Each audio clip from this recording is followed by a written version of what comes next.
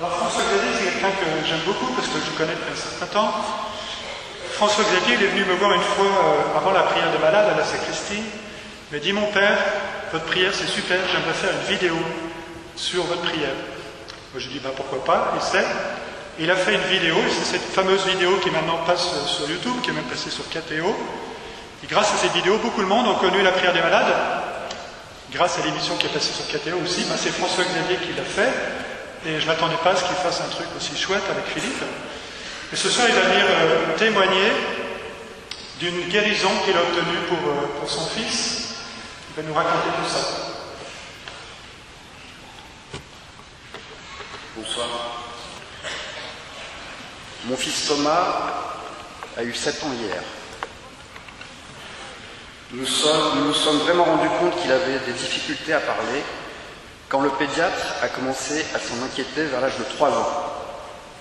Il nous a d'abord dirigés vers un spécialiste pour savoir s'il n'avait pas un problème de surdité. Une séance de test nous a permis d'écarter cette solution.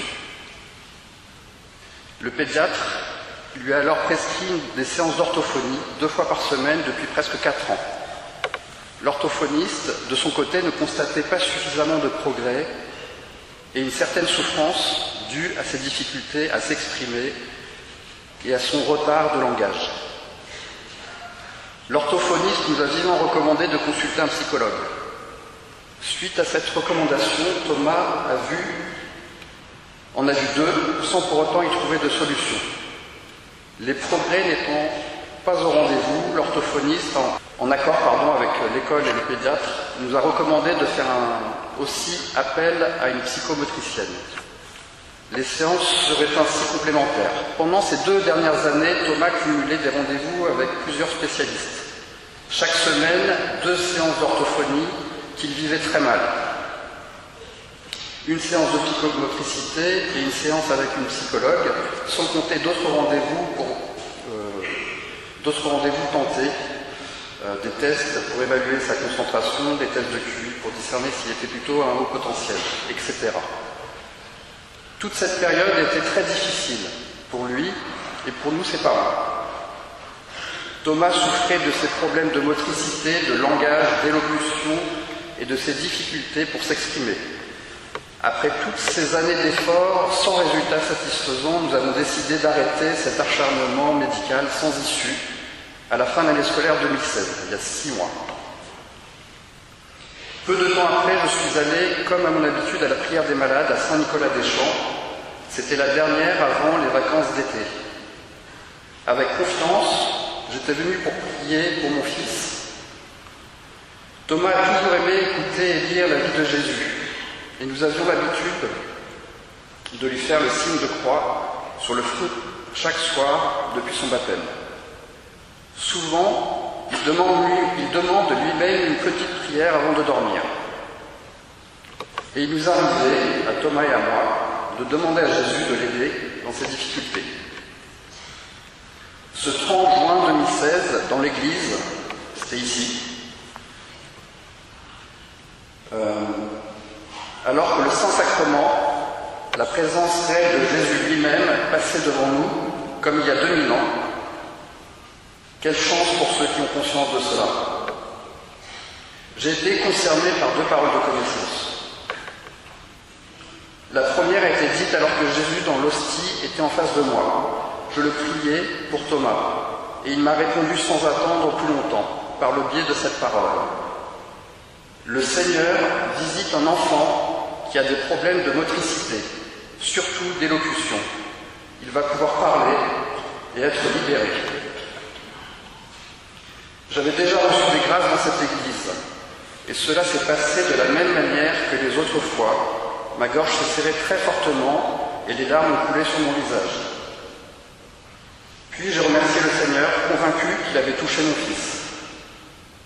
La deuxième parole a été plutôt un clin d'œil qui m'encourage à continuer cette belle pratique. Le Seigneur invite les parents dans l'assemblée à faire un signe de croix sur le front de leurs enfants. À travers ce signe, un enfant va être guéri. Les jours suivants, j'ai remarqué une belle évolution. Puis, les vacances d'été, une véritable explosion. Sa timidité a disparu. Il s'est mis à parler énormément. C'était même parfois très fatigant. Et il s'exprime beaucoup mieux. Son vocabulaire s'est enrichi. Une véritable libération comme annoncée. Merci Jésus, j'ai confiance en toi. Ce soir à Saint-Nicolas-des-Champs, priez-le, demandez-lui des grâces, remerciez-le, car il est vraiment là.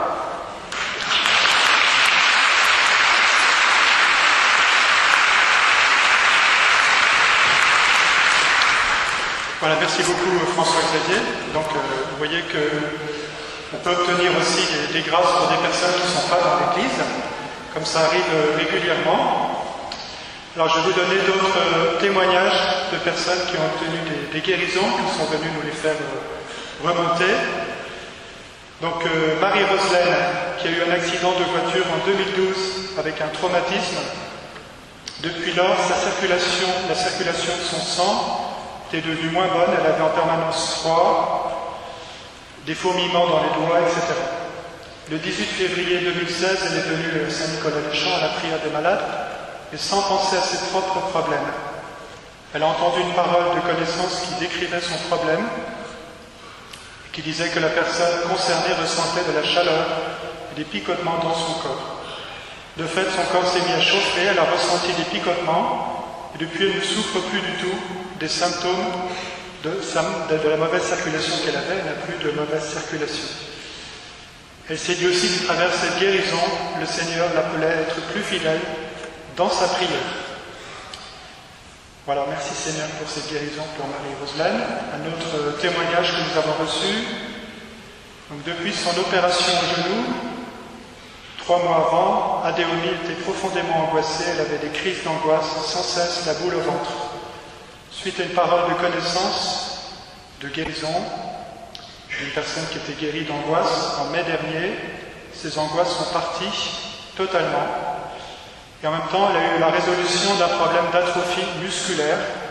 Je faisais de la kiné pour ce problème, qui a surpris son kiné, qui a vu un net changement entre la veille de la prière des malades où elle avait une séance de kiné et le lendemain où elle avait encore une séance de kiné.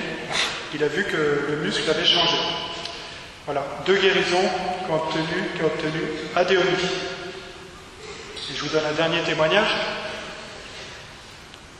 Violette est venue prier il y a 10 ans, elle aussi, pour son fils, qui avait, il y a 10 ans, une grave maladie chronique d'asthme sévère. Il n'était plus scolarisé à cause de cette maladie. Il ne pouvait plus aller à l'école. Donc, suite à une parole de connaissance, une famille venue prier à cause de graves difficultés, elle est venue nous témoigner, donc 10 ans après, que son fils a été guéri progressivement et totalement de cette maladie chronique d'asthme. Eh bien, merci Seigneur pour toutes tes grâces, merci pour tout ce que tu donnes dans cette prière. Donne-nous d'y reconnaître les signes du royaume, les signes de ton amour. Donne-nous de ne pas chuter à cause de toi, mais de mettre notre foi en toi. Maintenant, nous allons exposer le Saint-Sacrement. C'est Jésus lui-même qui est notre bon berger au milieu de nous. C'est lui qui guide cette prière, c'est Jésus. C'est le bon berger qui vit au milieu de son peuple. Il est réellement présent dans le pain qui est devenu sa chair lors de l'Eucharistie. Et Jésus va venir auprès de nous, donc demandons-lui la grâce de la foi, de l'accueillir avec foi et amour. Et ne pensons pas simplement qu'à nous-mêmes, pensons aussi à prier les uns pour les autres.